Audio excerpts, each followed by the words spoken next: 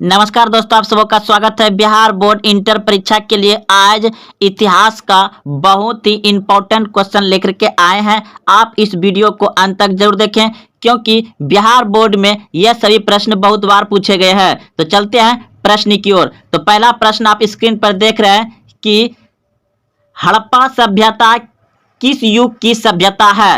हड़प्पा सभ्यता किस युग की सभ्यता है। तो इस प्रश्न का उत्तर क्या होगा आप कमेंट में जरूर दें अगर आप पहले से जान रहे हैं तो हड़प्पा सभ्यता कांस्य युग की थी। बिल्कुल सही। जो भी ऑप्शन नंबर बी यानी ओ जो होगा आपका ए होगा और ये बी होगा और ये सी होगा और ये डी होगा। आप सभी याद रखिएगा। तो चलिए दोस्तों, ये प्रश्न हो गया कि हड़प्पा सभ्यता किस युग की सभ्यता है। तो कांस्य युग की सभ्यता है। ऑप्शन नंबर बी सही है। अगला प्रश्न है आपका 2 नंबर, सिंधु घाटी सभ्यता में विशाल स्नानागार के अवशेष कहां से प्राप्त हुए हैं। सिंधु घाटी सभ्यता में विशाल स्नानागार के अवशेष कहां से प्राप्त हुए हैं। तो इस प्रश्न का उत्तर हो जाएगा ऑप्शन नंबर बी, बिल्कुल सही है, मोहनजोदड़ो से। मोहनजोदड़ो से। अगला प्रश्न है आपका 3 नंबर, लोथल किस नदी के किनारे स्थित है। लोथल किस नदी के किनारे स्थित है। अगर आप ऑप्शन सी सोचे थे तो बिल्कुल सही है, भोगवा नदी के किनारे स्थित है। अगला प्रश्न है 4 नंबर, मगध की राजधानी कहां थी। मगध की राजधानी कहां थी। तो इस प्रश्न का उत्तर हो जाएगा आपका ऑप्शन नंबर सी, बिल्कुल सही है, पाटलिपुत्र। मगध की राजधानी कहां थी, पाटलिपुत्र। ऑप्शन नंबर सी सही है। अगला प्रश्न है, अर्थशास्त्र के लेखक कौन है। अर्थशास्त्र के लेखक कौन है। तो ऑप्शन नंबर डी बिल्कुल सही है, कौटिल्य या विष्णुगुप्त या चाणक्य। ये तीनों नाम एक ही का है। अगला प्रश्न है, अशोक के किस अभिलेख में कलिंग युद्ध का वर्णन किया गया है। अशोक के किस अभिलेख में कलिंग युद्ध का वर्णन किया गया है। तो ऑप्शन नंबर सी बिल्कुल सही है, 13वां। अगला प्रश्न है 7 नंबर प्रश्न है, प्रयाग प्रस्थित की रचना किसने की थी। तो ऑप्शन नंबर सी बिल्कुल सही है, हरीश। महाभारत की रचना किस भाषा में हुई। महाभारत की रचना किस भाषा में हुई। संस्कृत भाषा में। ऑप्शन नंबर ए सही है, संस्कृत भाषा में। 9 नंबर प्रश्न है, मनुस्मृति की रचना किसने की थी। मनुस्मृति की रचना किसने की थी। मनु ने। ऑप्शन नंबर बी सही है, मनु। अगला प्रश्न है, महाभारत का युद्ध कितने दिनों तक चला था। महाभारत का युद्ध कितने दिनों तक चला था। ऑप्शन नंबर सी बिल्कुल सही है, 18 दिन। अगला प्रश्न है, प्रथम बौद्ध संगीत किस शासक के काल में हुआ था। प्रथम बौद्ध संगीत किस शासक के काल में हुआ था। अजातशत्रु। ऑप्शन नंबर ए सही है, अजातशत्रु। अगला प्रश्न है, महावीर ने पार्श्वनाथ के सिद्धांत में नया क्या जोड़ा। महावीर ने पार्श्वनाथ के सिद्धांतों में नया क्या जोड़ा। ब्रह्मचर्य। ऑप्शन नंबर बी सही है, ब्रह्मचर्य। पुराणों की संख्या कितनी है। पुराणों की संख्या कितनी है। 18। पुराणों की संख्या है 18। स्पुत का संबंध किस धर्म से है। स्पुत का संबंध किस धर्म से है। बौद्ध धर्म से। ऑप्शन नंबर बी सही है। आईने ए अकवारी कितने भागों में विभक्त है। आईने ए अकवारी कितने भागों में विभक्त है। 5 भागों में। ऑप्शन नंबर डी सही है।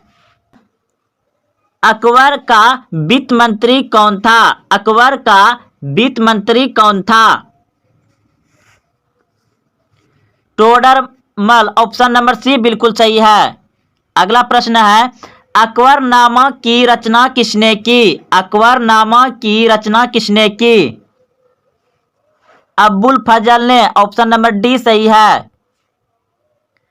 18वां प्रश्न है, कुतुब मीनार का निर्माण किसने शुरू किया? कुतुब मीनार का निर्माण किसने शुरू किया? तो कुतुबुद्दीन ऐबक ने शुरू किया था, ऑप्शन नंबर ए सही है। कुतुब मीनार का निर्माण किसने शुरू किया था? कुतुबुद्दीन ऐबक ने।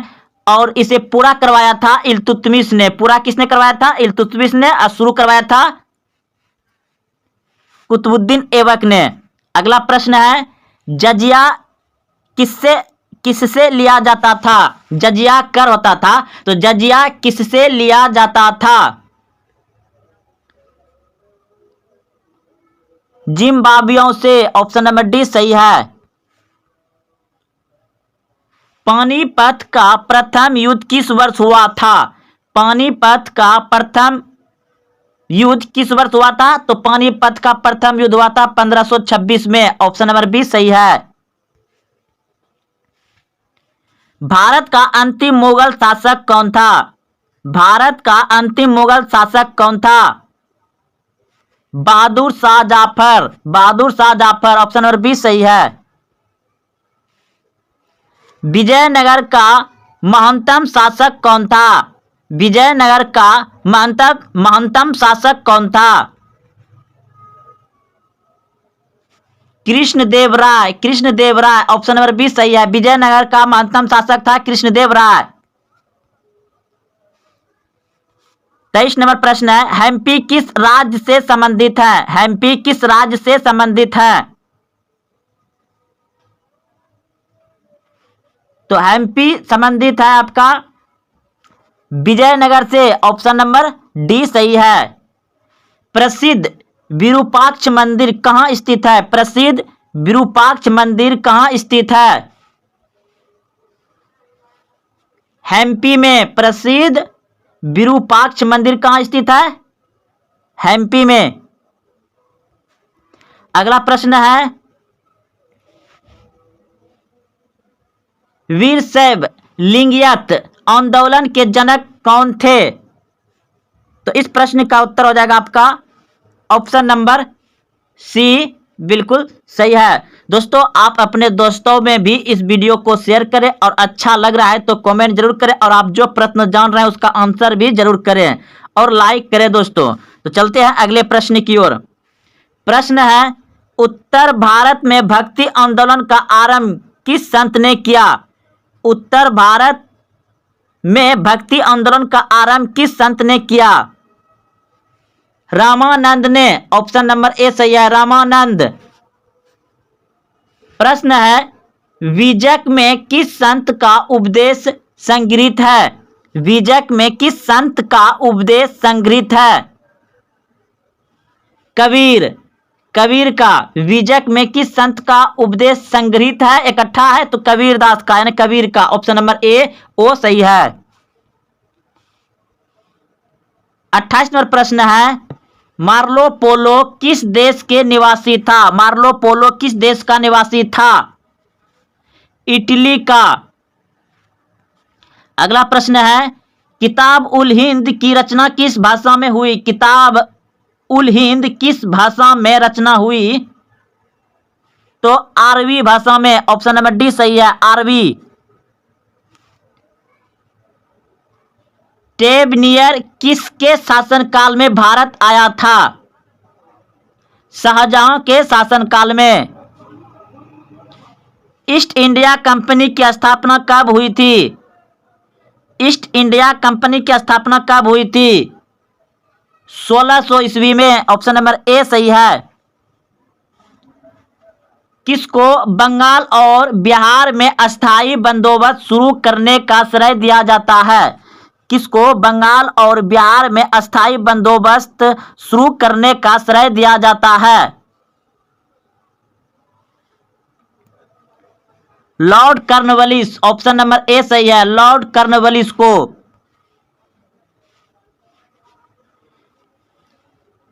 दामिन ई कोहा क्या था? दामिन ई कोहा क्या था? ऑप्शन नंबर ए बिल्कुल सही है, भूभाग, भूभाग। 34 नंबर प्रश्न है, रैयतवरी व्यवस्था कहां लागू किया गया था? रैयतवरी व्यवस्था कहां लागू किया गया था? मुंबई में। ऑप्शन नंबर सी सही है, मुंबई में। 1857 के विद्रोह के समय भारत का गवर्नर जनरल कौन था? 1857 के विद्रोह के समय भारत का गवर्नर जनरल कौन था? Lord Canning. Option number C सही है, लॉर्ड कैनिंग था। द ग्रेट रिवॉल्ट नामक पुस्तक किसने लिखी है? द ग्रेट रिवॉल्ट नामक पुस्तक किसने लिखी है? अशोक मेहता समिति, अशोक मेहता समिति, यानी अशोक मेहता, अशोक मेहता। अगला प्रश्न है, लखनऊ में 1897 के विद्रोह का प्रमुख नेता थी?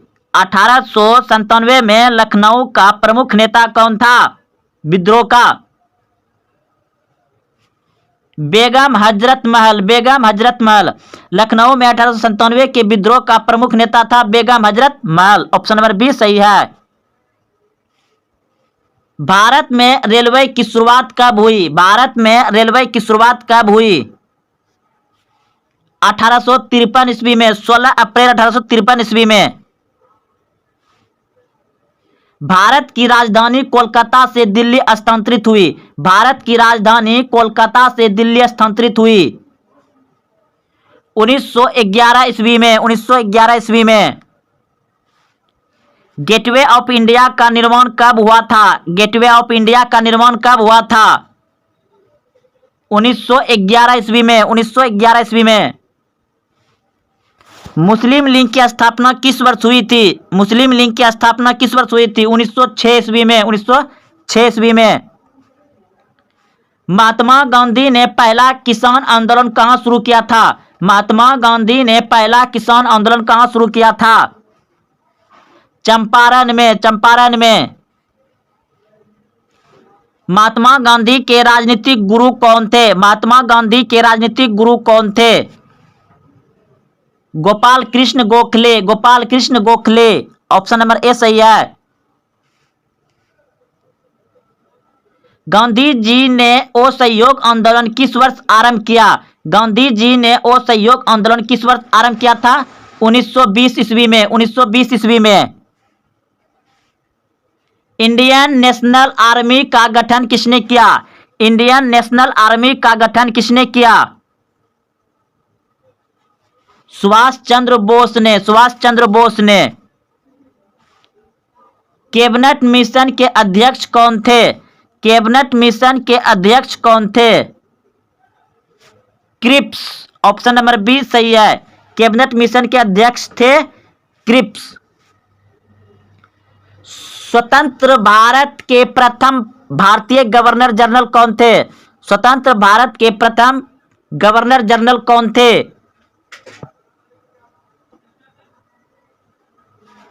स्वतंत्र भारत के प्रथम गवर्नर जनरल था सी राजगोपालाचारी, सी राजगोपालाचारी। ऑप्शन नंबर डी सही है। संविधान सभा के प्रारूप समिति के अध्यक्ष कौन थे? संविधान सभा के प्रारूप समिति के अध्यक्ष कौन थे? B R Ambedkar, B R Ambedkar. Bharat के संविधान का पिता किसे कहा जाता है? भारत के संविधान का पिता किसे कहा जाता है? डॉक्टर बी आर अम्बेडकर को भारत के संविधान का पिता कहता है डॉक्टर बी आर अम्बेडकर को। भारत के संविधान का पिता किसे कहता है? डॉक्टर बी आर अम्बेडकर को। भारत किस वर्ष गणतंत्र बना? भारत किस वर्ष गणतंत्र बना? भारत किस वर्ष गणतंत्र बना? तो 26 जनवरी 1950 को भारत गणतंत्र बना। भारत स्वतंत्र कब हुआ? 15 अगस्त 1947 को। गणतंत्र 26 जनवरी 1950 को। तो दोस्तों ये 50 बहुत ही इंपॉर्टेंट इतिहास के महत्वपूर्ण क्वेश्चन थे। अगर आप देखते हुए यहाँ आए हैं तो कमेंट जरूर करें कि कैसा लगा, और हाँ, अपने दोस्तों में शेयर करें और लाइक करें ताकि हमें ऊर्जा मिले और वीडियो बनाने में मजा आए। और हाँ, अभी तक चैनल को सब्सक्राइब नहीं किया तो चैनल को भी सब्सक्राइब जरूर कर ले। तो मिलते हैं फिर कल। जय हिंद, जय भारत।